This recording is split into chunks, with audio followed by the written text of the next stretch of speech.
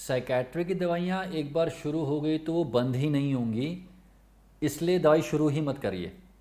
ये एक बहुत कॉमन थॉट प्रोसेस है। मैंने अभी कुछ दिन पहले एक पेशेंट देखे, 2 साल से डिप्रेसिव सिम्टम्स थे और काफ़ी परेशान थे, जॉब में भी नुकसान हो गया, घर पे भी लड़ाई हो रही थी, सो भी नहीं पा रहे थे, लेकिन ट्रीटमेंट नहीं ले रहे थे। उन्होंने सब कुछ ट्राई किया, एक्सरसाइज ट्राई की, योगा ट्राई किया, मेडिटेशन ट्राई किया, घूमने चले गए, पहाड़ों पे चले गए कुछ दिनों के लिए, कुछ थोड़े बहुत थेरेपी सेशंस भी ट्राई किए, बट ठीक नहीं हुए। मैंने उनसे पूछा, पढ़े लिखे इंसान थे, कि यार 2 साल से आपको प्रॉब्लम चल रही है, आप ट्रीटमेंट लेने क्यों नहीं आए कभी? तो उन्होंने बोला कि डॉक्टर साहब इसलिए नहीं आया कि मुझे पता था कि दवाई एक बार शुरू हो गई तो कभी बंद नहीं होगी ज़िंदगी भर, ये मैंने सुना है। तो क्या ये सच है? ऐसा होता है क्या? देखिए, इसका जवाब थोड़ा डिटेल में समझिएगा। जब आप एक डॉक्टर के पास जाते हैं अपने सिम्टम्स को लेके, तो डॉक्टर को ना सिर्फ सिम्टम्स देखने होते हैं, ये देखना होता है कि कितने समय से वो सिम्टम्स हैं, कितने सीवियर सिम्टम हैं, कितने ज़्यादा सिम्टम हैं, आपके परिवार में किसी को उस प्रकार की दिक्कत रही है नहीं रही है, इसके अलावा और क्या लक्षण है। इन सब चीज़ों को लेकर ट्रीटमेंट स्टार्ट किया जाता है।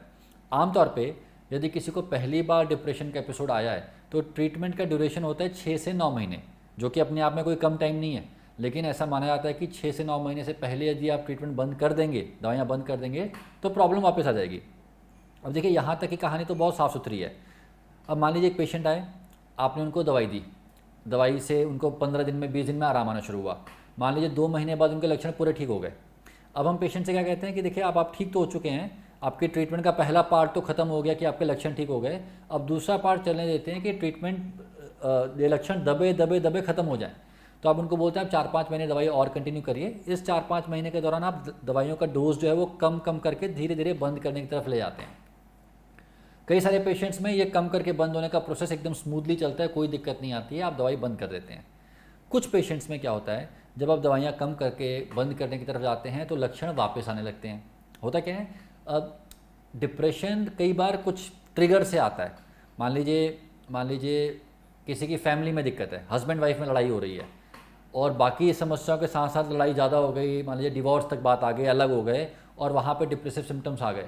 आपने दवाई देना शुरू किया, उससे थोड़ा सा फ़ायदा आया, कुछ टाइम बाद फ़ायदा और हो गया, बट जब तक आपका ट्रीटमेंट 6-7 महीने तक पहुँचता तब तक लाइफ में कुछ और गड़बड़ हो गई, अब सिम्टम्स फिर से बढ़ रहे हैं। अब यहाँ पे यदि आप दवाई बंद कर रहे हैं या कम कर रहे हैं तो सिम्टम और ख़राब हो रहे हैं और बढ़ रहे हैं। तो अब इस केस में आपके डॉक्टर क्या करेंगे, आप बोलेंगे देखिए अभी लाइफ बहुत ऊपर नीचे चल रही है, थोड़ा मेडिकेशंस कंटिन्यू करने देते हैं, लाइफ में जब थोड़ी स्टेबिलिटी और आएगी तो फिर कम करके बंद करेंगे। तो कई बार उस वजह से ट्रीटमेंट लंबा चल जाता है, चलता रहता है। आप वेट करते हैं कि यार 6 से 9 महीने बंद नहीं हुआ, 1 साल हो जाए तब बंद करेंगे। अगेन वही सिचुएशन आती है, अगर चीज़ें सब ठीक हैं तो आप दवाई कम करके बंद कर पाते हैं। यदि दवाई कम करके बंद करने पे सिम्टम वापस आने लगते हैं तो आपके पास कोई ऑप्शन नहीं बचता बट ये सलाह देने का कि आप दवाई कंटिन्यू करिए, साथ में बाकी चीज़ आपको जो भी करनी है, योगा करना है, मेडिटेशन करनी है, थेरेपी करनी है, जो भी करना है वो करते रहिए, मेडिसिन कंटिन्यू रखिए ताकि सिम्टम्स वापस ना आने पाए।